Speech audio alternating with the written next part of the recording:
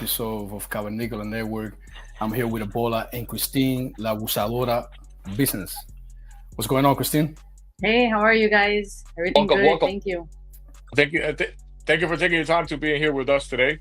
We appreciate it. We know that you're very busy with everything, all the projects that you do. You're fighting your family, and I just appreciate taking your time to spend a little bit of time here with us. Thank you. No, of course, it's a pleasure.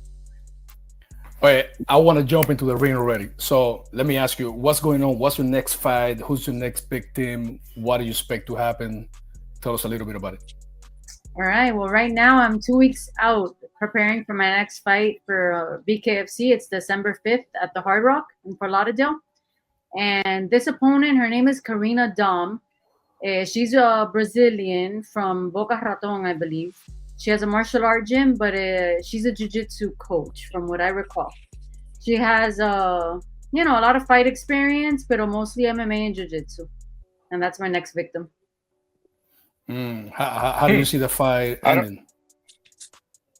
Well, I mean, I think it's going to be another KO or TKO, de verdad. I mean, I know she's tough. Anyone that gets in that ring is tough no matter what. She has fight experience, but like I said, this is her first boxing experience. And I think with my training and the technicals that I've been working on and my pressure, I don't think she stands a chance. Okay. There you go. What are you going to say? I feel like no, I was gonna say that I feel like I should have wore some headgear for this interview. I don't know if I'm safe over here. I don't know how we're looking. Well, I don't know. I heard Christine she used to have, she got the Golden Gloves a few years back, right? Yeah, 2009 National Golden Glove champ. As long as And you're Wow. arm's distance, you'll be fine. I recently You learned that see, you've you been see, in FFA I for a told long you time, so. right? I've been at Freestyle Fighting Academy for almost 20 years. I think I joined Wow. the first year that they were open. So you are FFA product, like Yep. everyone. Yeah, How, definitely. how many fighters do you have in FFA now that they fight in bare knuckle fight championship? Well, for bare knuckle, it's me and Edgar Plazaola. He's a Yeah. Nicaraguense from the gym. They call him a dream killer. So we're the two bare knuckle fighters. We're the two professional fighters right now. Otherwise, we have some amateur fighters on the team as well. A couple of guys that are on the amateur team for MMA. I was looking at the rankings, right? And I Mhm. see that in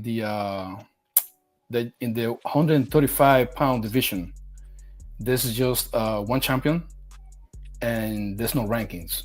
So when I look at your division, which is the 125, they have you at third. But I see that the other people in front of you you have Jade and you have Beck Rollins. I think you beat them both, right? Didn't you? I haven't fought Beck Rawlings, but I fought Jod, and I beat her on my first fight. Yeah, So I don't understand the rankings, honestly. I don't know how yeah, that works because how can how can Jod be ranked above me if I beat her with TKO on my first fight? It doesn't yeah. make And sense. she lost to Ferrer as well, right? She lost to Perea. And then Beck, you didn't beat Beck, but I saw her. I think her record is like 4-3, 5-3. You have only lost one fight, and it's to the champ, which she Yeah, also lost to the champ. So it's kind of weird. And again, that's the most stacked division because then you have the other one that's 115 hmm that you have Britain Hart in there. yeah, She lost multiple times as well to Beck and Ferrer. yeah. So I would say like I was kind of like trying to make sense of your rank, but even though it doesn't say, you're like pretty much up there, like right next to the champ, which is Ferrer. Which brings me to these two questions, right? Will you compete in the other two weight classes? And hmm also, what do you think will happen if do we see you fighting again with Ferrer soon? If you win this fight coming up? All right, when I win this fight, I don't see me getting down to 115. Honestly, I'm pretty lean. I walk around already with like a low body fat, and it wouldn't be healthy for me to get down to 115. It's already a struggle to get to 125, and 135 is too much. Like that's my walking around weight. It's a couple of pounds less than my walking around weight, and the problem is that in these fight competitions, like people are dropping so much weight. Like even girls in my division they're walking around. You look at them; they're walking around 155, easy. And as far as the rematch with Ferreira, if we run it back, things would be different. I did learn a lot from that, and I changed my one of my boxing coaches, and I've just been working on getting better every day. I'm ready for a rematch in the future. So you think that's your path to the belt? Like you think like if you beat this your next opponent 2 weeks from now, you're gonna be fighting Ferreira again? You think that's possible? I don't know how fast it's gonna happen, but that's my goal. I want to be the champion. I promised my kids I would bring home a belt and I would be the champion. So whatever it takes. Because since we know Christine has a construction company, when the guys are coming into work, do they come in late or they don't? Because I wouldn't be coming in late if the boss got some hands. That's for sure. That's my take. No, I got a good team. I got a good team. It's funny though. Like I don't go around telling anybody what I do. I think it's not that I'm hiding it, but it's not very professional. Like I don't want people looking out on my Instagram and being like, "What is this girl doing on her?" Yeah, with my team, they end up finding out, about it. But like my clients, for example, I deal with like a national Medicare insurance company, and like I don't want them to think like, "Oh, this girl's out there training instead of working." It doesn't look so good on the clients from the Yeah, client's perspective. but I think. I mean, the way I see it, my perception is somebody that has commitment. Commitment to be a better whatever they are at doing. It could Yeah, be fighting, it could be your business, it could be a mom. As well. I mean, that's something that I see it that way. I top mean, does. yeah, I do. I see it that way. I say, you know what? Like, if you want someone on your team, it's gonna be me because I'm gonna see it through. I'm gonna dedicate myself to this job. I'm very disciplined, and that's what I do with my work. I don't stop until I do a job well Happen. done. How do you So find the time? it's very difficult. But like I said, I'm very disciplined, and when I say that I'm gonna do something, I lay out a plan. I have to schedule it. I have to be very proactive in thinking about it and knowing where I'm going to fit it into my schedule. With work, I have to delegate. I like to do everything hands on. I can be a control freak, but I know that if I want to do this, I need to be able to delegate and get a team that's going to be able to help me. So, for example, at work, I trust my team to take care of it. My project managers, my office manager.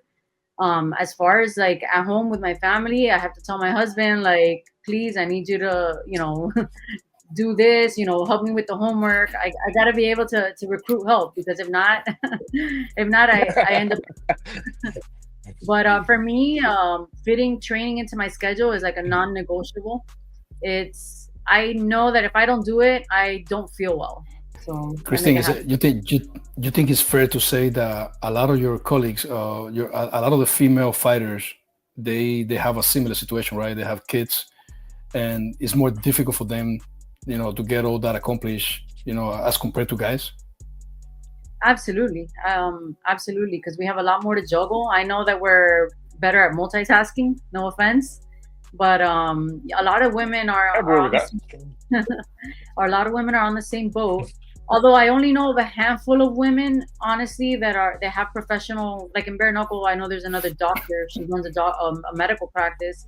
She's got kids, and she's on the same boat, managing everything in life.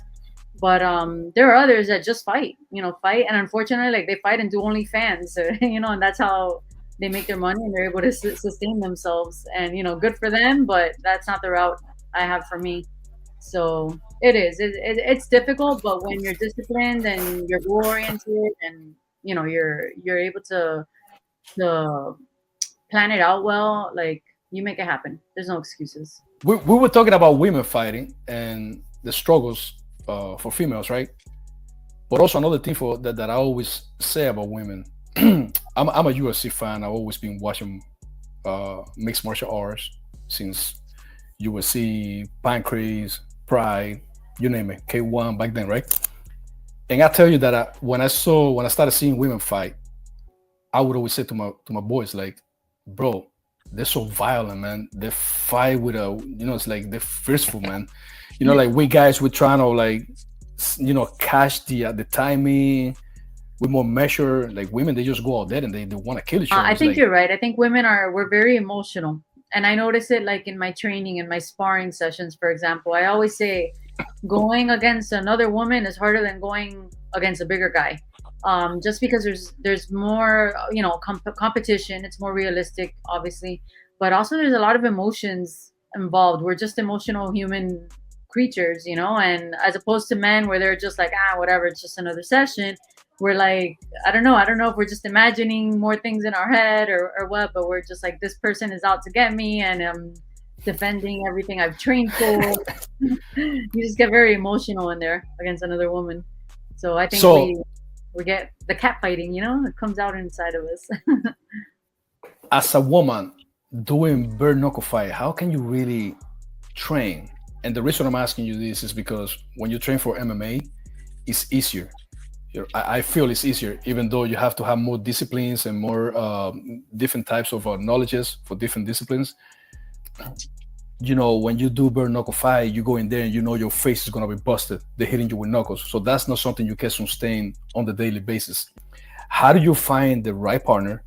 And then talk to me a little bit about how do you decide, because sometimes training with men, I would think is better, but at the same time, you're not getting the real deal when you go out there with another woman. You didn't train with a woman, so maybe these guys, I don't know, I feel like maybe they hold back. So what do you think about everything I said right now? Okay, well, as far as the last thing you said, training with men versus women. So with the men, either they're going too hard or they're going too soft. Like you said, like it's hard when you have a more technical boxer, for example. They could go lighter and you still get the advantages because they're very technical. With women, we can go 100%. If I go with another woman in my weight class with my same kind of training, we can hit each other, and I know that they're not going to knock me out, especially if we have our headgear and stuff. If I go too soft, I know she's going to be hitting me harder. It's just, it levels the playing field, the playing grounds a little bit with another woman. So that's why I definitely prefer to go with another woman. Although training with men, depending on what level you're at and they're at, can also be beneficial because, we go back to my December fight. Ferrea, the champion, she's strong. She was probably stronger than a lot of other men that I've dealt with. Once I felt those punches, I was like, wait a second. Like I have to be prepared. Wait a minute, yeah. Yeah. But other than that, training for a bare knuckle fight, you have to be technical, because I learned that early on in my first fight. Like you go in there trying to beat the face off of them, you're gonna get hit back, and you're gonna get bruised, you're gonna get swollen, you're gonna get cut, you're gonna receive a lot of damage, which has me work a couple of drills bare knuckle, and we're not going hard, obviously. We're just touching to get a feel for it, because it's very different when like you have your knuckles and then you have the cushion from a boxing glove. An MMA glove, like you're falling short. Let's say I'm gonna aim at something. If I'm accustomed to hitting something with a, yeah, that's a God damn, you got knuckles. If I'm accustomed to hitting with like with protection on, I'm always gonna fall short. So like we take off the gloves the last couple of weeks, maybe 1 week, 2 weeks out, just to know like what that distance is like for my knuckle to actually hit the target. Gotcha. I got a couple of questions. All right.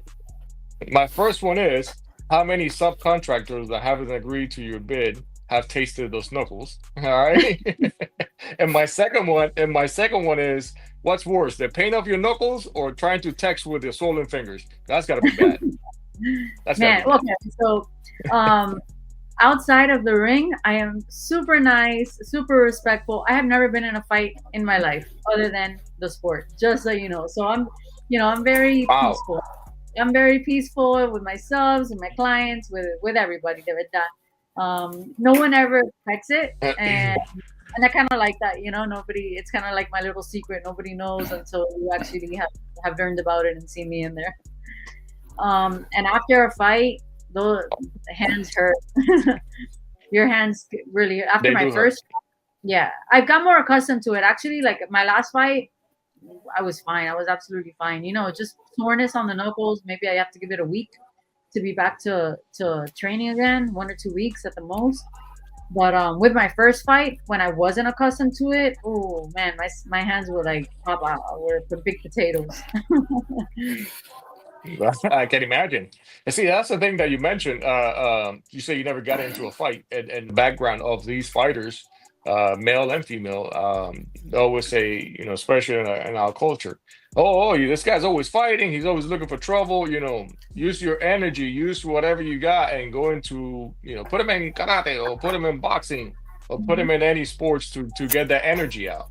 And you never did that in real life. You never got into a fight in real life. So it's kind of an option that you took. Just go ahead and go towards the bare knuckle fighting. That's I don't know. I mean, that's tough. That's a tough decision there, for sure. I got you were gonna say something. Well, I was gonna say, with that, yeah, most of the people that you look at bare knuckle fighting are like, yeah, I've had a horrible past, and I was fighting on the streets, or I've been in prison, and all that stuff, and here I am, like, I had none of that, but it's just, I'm very goal oriented. As far as like I got that idea when I started training 20 years ago, like one thing led to the other. I started because I wanted to get in shape and do like cardio kickboxing. Never had I thought that I would ever become an athlete or a professional at the least. So I started and I was like, man, this feels good. Like I kind of like the sparring and the competition, and I was good at it. And they told me, hey, why don't you do your first amateur fight? And I was like, okay, that'd be cool. And once I get that, like, once I say I'm going to do something, there's no one to tell me not to do it. So I was like, okay, this is my next goal. I'm going to do my first fight. And even after that, like, I have 4 amateur fights. One of them was Golden Gloves, and it was always like, that's my next goal. That's my okay, sure, I'll do the next one. I'll do the next one. But never did I think about like big picture where this was going to lead me to in the future, or that it was going to open additional doors that I would ever like deviate from what I thought was going to be my path in my future. Studying architecture, having a profession, and having my children and my husband, and I thought that it was unattainable to do both at the same time. So it was just interesting how one thing led to the other, and and now, just in the most recent years, is where like through a lot of just putting my faith in God and asking like, what is this all leading to? Like, why are these doors opening for me? Where do you want me? Is where I've realized, like, I think I have a purpose here. I think that God has put me here to do both, and maybe to use it as a way to talk to other mothers, other whoever it is, anyone that needs kind of that encouragement to say, like, you don't have to give up who you are. You don't have to stop being a mother to be able to do something that you love. You know? Yeah, Oh, yeah, Christine. things happen, and there's something that got the spark in you, and then you liked it, and that's great. Yeah, That's awesome. absolutely. Go this. Let me ask you. I saw you hitting the station the other day, like how do you call it? The boxing station that they had in Toro Loco. You got Oh, like an yeah. 850 or something. And I Uh-huh. also saw you. Ablandando the meat. How do you say tenderizing the meat, right? Yeah. And Yeah. I was thinking, man, it seems like you have a great supporter with Toro Loco. Like I see you with the dresses, the jackets, everything, your uniform. Talk to Yep. us about that. So the Toro Loco, Aldo Espinosa, the owner of Toro Loco, he used to actually train at Freestyle Fighting Academy. He still trains at Freestyle Fighting Academy, but he's been there as long as I have. And he has his restaurants at Toro Loco Churrascaria, which is delicious. And he, It is. It because of is. because of the love of the sport, he decided that he wanted to open up a management, El Toro Loco MMA management, to be able to manage the fighters and just stay within that world that he loves so much. And he approached me about, like, he had made a connection with BKFC at that point and was gathering his group of fighters, and he approached me and said, hey, do you want to be one of my fighters under my management team? And then after I said yeah, because at that point, like I said, I wasn't linked to any other management team. I wasn't even thinking about a professional career. And he said, well, your boxing is great, you're a national Golden Glove. We have this bare knuckle promotion that's looking for new fighters. And at that point, I had no clue what I was signing up for. I was like, bare knuckle, okay, that sounds that sounds painful, but it sounds fun. I was like, yeah, sure, sign me up. And then I was like, oh crap, but I already said yes. And like I said, once I say yes to something, I'm like, all right, we're gonna see it through. And El Exactly. Toro Loco, they started managing me and guiding me. And besides that, we have the sponsorship of the churrascaria also. So they've been a great team to work with. They've been really supportive, and basically right now I'm under their management and they're my sponsors. So that's why I'm always, affiliated with them on any, like, you'll see me They doing a lot. also manage Edgar and ¿qué más? El Gallo. They manage Edgar Plazaola and El Gallo. They sponsor. They're not the management, Oh, but they sponsor okay. him. Got it. Let me ask you. You were talking So about. you gotta imagine, man. Yeah. You gotta imagine after a fight, You need you your gotta get some churrasco. protein in you. Get a couple of you need your churrasco. That's a given right there, man. Oh, That's I saw her. I saw her We doing the might need some picanha. sponsorship. yeah. I saw her doing. No, it wasn't a picanha. It was like a filet mignon, golden blue with the prosciutto inside, or Oh some, yeah, some stuff. that's what we did. A Ooh, cordon bleu. So They good. pull It's out a so, that's katana. I'm like, what are they delicious. doing? Then they cut it in pieces. It looked like sushi, yeah, extra beefy. you got to give it to them. They're like masters in advertising and marketing their stuff. That was a fun video to put together. This company, it seems that they come a long way now. They have Conor McGregor as one of the owners. I even saw you with Conor McGregor at one point. Mhm. Like, do you think this company is gonna even keep getting Yeah, bigger? absolutely. They've grown very rapidly. I think the signing, bringing on Conor McGregor, he's one of the part owners now, has definitely boosted the exposure so that people can get to know what bare knuckle is. We got, UFC fighters like Mike Perry, and just there's so many people on board now, and everyone's trying to sign up for a fight just because it's growing. It's growing so quickly, and everyone wants to be a part of it. Now's the time to jump on, before it gets too big and then it just gets more competitive to be a part of it. But absolutely, it's growing, and I think the more people learn about it, the more it's going to keep growing, because if you've seen it in person, it's a lot more exciting than any other MMA or boxing fight. Like, there's action, nonstop action. Every round is almost every fight is a knockout fight. So as opposed where you're like, it's 12 rounds into a boxing fight and then it goes to a decision. Here, it's like it's just so exciting. You could hear the punches, with every blow during the matches. So it's definitely going to keep growing. I see that it's going to be up there with UFC one day. You think they're I gonna be think doing? just to piggyback on what well, I'm sorry, Diesel, I got a delay seems like. Go ahead, But go ahead, go ahead. just to You got to piggyback delay. on what Christine was saying, our society nowadays, our attention span is really, really short. And boxing it's a long, long ring. I mean, round 13, whatever it is, more technical. I think with this kind of sport, it's you're in and out. You get the knockout, you get the TKO, whatever it is, and it's a lot more action, a lot more. The results you get it quicker, and that's what we're used to now in the society nowadays, and unfortunately, but that's why this sport connects with a lot of, especially younger people. And I think it's going to keep growing. I mean, this thing has no ceiling. It's going to keep growing and getting bigger and bigger. Yeah, and as a fighter too, like for me, I like to get in there, move quickly. I'm aggressive. So for me to, to have to go 5 minutes and multiple rounds, is like, me aburro, yeah, like I want to go in there, I want to finish. So Do you think in the future bare knuckle fight would do something a little bit different, like more innovative, like maintaining the regular structure of the fight they have right now, but let's say, for example, having something different, like you remember Pride, they used to have Bushido and K1 and Uno. Sometimes they do like MMA and sometimes they do like kickboxing, like having things that are a little bit different than the norm. Maybe even a reality show. Anything that you think they're gonna be doing different? I think I've heard about them wanting to do a reality show before. So I think that might be coming in the future.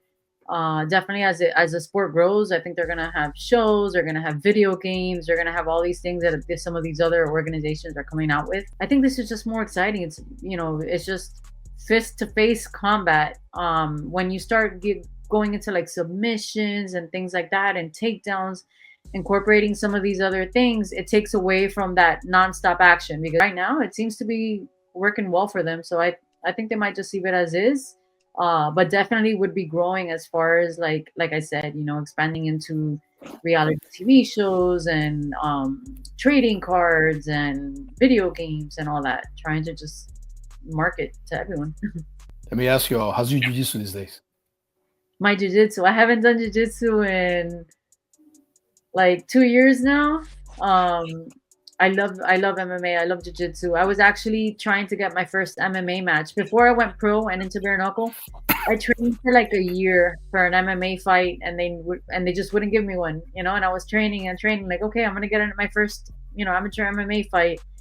And unfortunately, like they would hear about my boxing experience. They would say this girl, has been boxing for so long and she's a golden glove champion. And then some of these MMA girls didn't have good boxing, and I guess they would just get intimidated by that. So I never got my MMA fight, unfortunately, before I went pro and decided to go bare knuckle. I'm And curious. yeah. No, no, go ahead. Go ahead. I'm sorry. Oh, I was gonna say, like, before, maybe the first 2 or 3 bare knuckle fights, I would fight and then go back to training, like my normal MMA training, doing some jiu-jitsu in between and going back to like my regular thing. But I realized that that's not going to benefit me. Like if I'm spending an hour in an MMA/slash jiu-jitsu class, I'd rather be spending an hour working on my technicals or something towards what I'm doing right now as my goal, which is bare knuckle. I'm curious. Does the bare knuckle organization allow the fighters to do something else? Like, let's say, if a fighter wants to do MMA on Bellator, for example, or just do power slap, do they allow that, or that's a no-no? No, it depends. As long you have to be transparent with them. We always, or you have to have communication with them. Like I've talked about possibly doing a boxing fight, and they were okay with it. We just have to run it by them because you don't want to do something like I wouldn't want to go and jump into like a bare knuckle MMA with Masvidal's promotion because that can be a competitor, essentially, Of or course. do another organization. But yeah, as long as you run it by them, they're pretty good about that. They'll tell you, yeah, yes or no, depending on what it is. So we always If disclose it. if they allow it and it will present, would you do a power slap with let's say Paige Van Zandt? I would not do a power slap. I don't like it. I think standing there without being able to defend myself, I think it takes away Yeah. from the beauty of what is sport. It's crazy, And right? yeah, as an athlete, I want to be able to do something else other than just stand there and have a strong chin, I guess, and take it. It's not for me. Got you. Go ahead, Bola, before I keep going. No, no, no. I just want to say, is there anybody can come out there coming up that somebody who you want to get those knuckles on, or somebody that you know you see him, you're like, did you see this person or talking or whatever, and you're like, man, one of these days, I'm gonna get in there with Are you them. asking? Are you Any asking if person like she's that, there's somebody she dislike? exactly, You're yeah. talking about like in general, like not another fighter. You're talking Another fighter. someone. Oh Oh, no, another. if you have somebody that you don't like in general, you can No, share that with us as well. outside, We're down for man. it. But now that you said Paige Van Sant, I would, that would be a great opportunity for me because she's definitely got a following. Someone that can help me grow because, hey, like I said, I do things my way. I'm respectful. I'm a mother. Some people might say I'm boring compared to other fighters out there that are, like I told you, are on OnlyFans, have like a huge following. Maybe are not good fighters, but they've Mm. got a bunch of followers and people like them because they can show themselves half naked. I don't have a huge following right now, and I think I'm a good fighter, and I would love for people to follow me for what I can offer. And if that means that I have to be matched up against one of those girls that does have that, then that would be, a good opportunity for Yeah. me. Hey, put me with Paige and get people to know who I am and what I can offer, to the sport. I don't know what that All is. right, like for example, Okay. if I say respect, eliminate, invite for drinks. Jessica Borga, Beck Rollins, Britain Hart. Jessica Borgia. I actually do some work with Jessica Borgia. I subcontract her company to do some construction work for me, which is funny. So Really? yeah. Her and her husband are up in Lakeland, and he does some work, some like handiwork. So I asked for his help on some of the stuff that I can't get to. Good people. Okay. It is. Let me ask you, if you have to fight one person, train with the other one, and bench the other one. These are the three names I'm gonna give you: Valentina, Ronda, and Gina Carano in the primes. I would. I think I would train with Gina Carano. She's, one of the old school first, one of the first women up there, pioneers in MMA, and I have a lot of respect for her, and I'm sure she's got a lot of good knowledge to share. Fight, it would be bold of me, but Valentina, she's one of the best, so let's do it. And I'd probably bench Ronda Rousey. No offense, but hey, she could spend some time with her kids and just chill out. What are the four names that you will put in the Mount Rush mountain? In the Mount Did I say that correct? Yeah. Mount Rushmore Mountain. Yeah. I don't know what the hell is that. Yeah. The names as far as what, from where, like Your four MMA fighters. It doesn't have to be MMA. It could be kickboxing. It could be bare knuckle, whatever. Your four fighters. Your four fighters. George St. Pierre, Manny Pacquiao,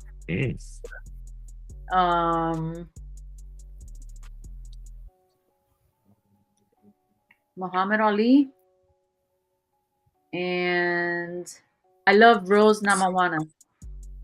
Namajunas? Namajunas, there you go, sorry.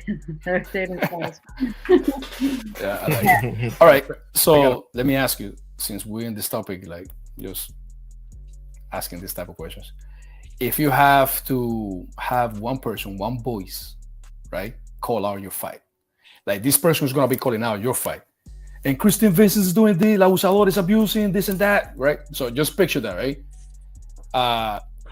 It could be either, let's say, Snoop Dogg, Donald Trump, Michael Jackson, Bad Bunny, Ocasio-Cortez, or Milei. Michael Jackson. I love Michael. It's a generation. Come on, man. That's gotta be there. Hey, I love. Hey, Wait, listen, man. I love me some MJ, man. I love MJ.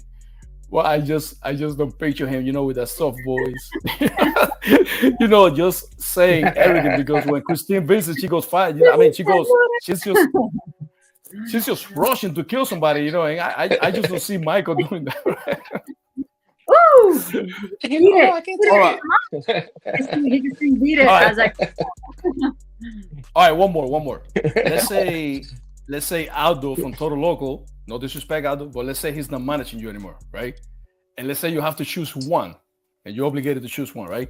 So let's say the first choice is Suge Knight. The second one is P. Diddy, Nancy Pelosi, and Chocolate MC. who's the first one? Man, what? Suge Knight, the guy from Death Row. He's in jail. So you got some range on those names, man. It's not 2 or 3, that's for sure. So, and who's the last one? Chocolate MC. What is Chocolate MC? What is he known for? Chocolate MC. Oh, he's in jail too. Chocolate MC. He's in jail too. Sorry. Bahanda. We got a lot of open. We got open spots. What does it sing, bro? That's the only song I know. Can I be? You don't know who it is? No, he's got a whole bunch. Can I be free agent? You got it. Go, I'll There go you with Chocolate MC. Ay, Dios I don't mío, want Chocolate MC. that. Chocolate, whenever you're out of prison, maybe. Oh yeah, so Christine, if you have to do a tag team fight, right? And let's say it's co-ed, right? You have a female and a male, right? Who's your backup? Who's that fighter that is like, no, I got this guy with me. It could be one of your trainers. Edgar. Yep, Edgar. He's a beast, He's your killer. He's your one to go right there. Yep. We both we're bred from Freestyle Fighting Academy, and what we've learned from Master Marcos, honestly, like I think that's why we've been so successful. both in and out of fighting. Like it's just so much mentally, as far other than fighting, physical fighting. It's just the mental aspect of Mhm. it, that black belt psychology that he has planted it in us and in all the students at Freestyle Fighting Academy. Like it's taken us so far, and it's I want Edgar with me in that corner because I know that he's not gonna give up. Manaus was in the house. Is he from Manaus? Yeah, he is. I think so. In Nicaragua. Okay, and when you say Marcos, you mean Avalon, right? Yeah, Marcos Avalon. Marcos Avalon was cornering Kimbo Slice and Jorge Masvidal in their backyard bare knuckle fights. Like, but he knows what he's doing. He knows what he's talking about. That was before anyone ever thought about making it a professional sport. Yeah, he cornered me in Naga. Oh, there you go. He didn't know who the hell I was, but I was new. I'm like, man, I'm going to the Naga stuff. And next thing you know, I'm winning all my fights, and this guy's just screaming in the corner like, "Hey, Carlos, do this, do that." I'm like, I don't understand. I didn't know how to listen to somebody talking to me, crazy stuff. Mhm. But yeah, what else? Who's the trainer that you usually train with? That person that you always train with for these fights? Well, for Edgar? as far as my teammate, like Yeah, your teammate. Who do you train on the daily basis? so right now, I'm training with one of the girls from the gym. Her name from Freestyle Fighting Academy. Her name is Karen. She's a really good partner. She's hardcore. Like she doesn't back away. Some people you start hitting them and they're like turtled up or too tired. No, like Karen, she just goes at it. So she's a great partner. When I'm training at Freestyle Fighting Academy, Karen is my go-to, my partner. Edgar, I used to train with him as well, but sometimes I can't keep up with Edgar. He's a big tough guy, so I needed to find someone my size. And I also train. So right now, my training consists of boxing and MMA because if with bare knuckle, as you know, we have boxing, but we also have the clinching aspect of it, where we're able to grab outside. Other than like with conventional boxing, they see you start to clinch and they break you up right away. The ref doesn't like that. So, but here in bare knuckle fighting, you can clinch. For example, you can clinch them with one hand, and then with the other one, with your free hand, as long as you're staying active and you're striking, they're gonna let it go. So, I have my boxing coach, which doesn't train clinch with me as much because it's outside of like what they're used to. And then I go to Freestyle Fighting Academy where I can work my boxing in combination with clinching because obviously there's a wrestling background, and that's where I can work more of that clinch work and underhooks, overhooks, and whatnot. So I go both. I train with my boxing coach, and then I'll go to Freestyle Fighting Academy, and under Marco Salvadan, I'll train with Karen. She's my partner over there. That's fun. I was there with Karen on one of your last fights. Well, not the one that you had with I believe her name was Shaw. Last name. Yes, yeah, Melanie Shaw. She was. I think she was from England or something because I can make it fun. Like I usually don't do this, but when you with your boys, I was with my brother, and I kept saying, "Oh my God, he's looking for the passport. She's looking for the passport." I mean, because she got beat down that day. And I was there, and I kept texting Karen. She saw the way, like, "Hey, come over here with my people." I'm like, "No, man, I'm in the front. You're crazy. I'm staying here in the front. I want to see the blood." So great supporter, man. I was thinking, man, everybody's Cuban. We do have a lot of Cubans there in bare knuckle fighting, right? In the sport. Yeah, we do. There's a lot of Cuban fighters. Like we have on this card that I'm gonna fight on December 5th. We have El Sambo. He's fighting. If you have El Sambo, El Gallo usually fights in Hollywood. Also, otro cubano, but he's not fighting on this card. There's a bunch of guys that are Cuban and fighting. Is Hector Lombard still fighting there in bare knuckle fight? No, he's not. He used to, but not anymore. Let me ask you: if you go to one of these fights as a fan and you get to wear a jersey, what's that jersey? Someone else's jersey? Yeah, like a football, basketball, hockey. What are you wearing? Oh, but not a fighting, not flag jersey. Yeah, if you go, let's say we're hanging out right now. We go to the fight and we say, hey, let's grab a jersey. Like let's say ball against Deion Sanders, I get Kobe Bryant. Who do you get? You know what? You say Kobe Bryant. I guess I'm a fan of MJ. I don't watch a lot of sports, to be completely honest. Like I love playing every single sport. I don't watch them, but I like MJ and I like Kobe Bryant because one of the books that was reading, and I've actually been a part of a group where I got some mentoring under Tim Grover. He was the strength and conditioning coach for both Kobe Bryant and MJ. And there was just so much insight, so much knowledge that I got from that. Like that guy's a beast in what is like just again like mental. I love the mental aspect of being an athlete. And when he talks about Kobe and MJ and like their discipline and their just like toughness, mental toughness, I love that. Love that about them. Good choice. To finish up, tell me again, when is the fight? What can we expect? How to get the tickets? Just finish it with that. All right. Well, I am fighting again at the Hard Rock Casino with Bare Knuckle December 5th. It's a Friday, December 5th. It's a stacked card. A lot of good fights that night. Like I said, El Sambo's fighting. We have Luis Palomino, Baboon, another beast in bare knuckle. I mean, he's one of the pioneers. And honestly, like I'm part of the same team. We have the same coach, so you know he's a great teammate. Also, it's gonna be a great fight. I'm super prepared. I've been working really hard. I've made a lot of changes to my camp. A lot more technical and aggressive as always. So check me out on Instagram, Christy Fit MMA. Send me a message. You know, I have some tickets. It's going to be a great night of fights. So please come out and support. I'm the only Cuban there, the only Cuban female in the sport of BKFC. So please come out and support me. Yeah, That's great, definitely. man. We need more support. More support from the ladies out there. You know, Yep. instead of beating your husbands, you know, go fight over there. You know, that's the best way to do it. So once you win this fight, we need to make sure that we get you there with Ferrer again.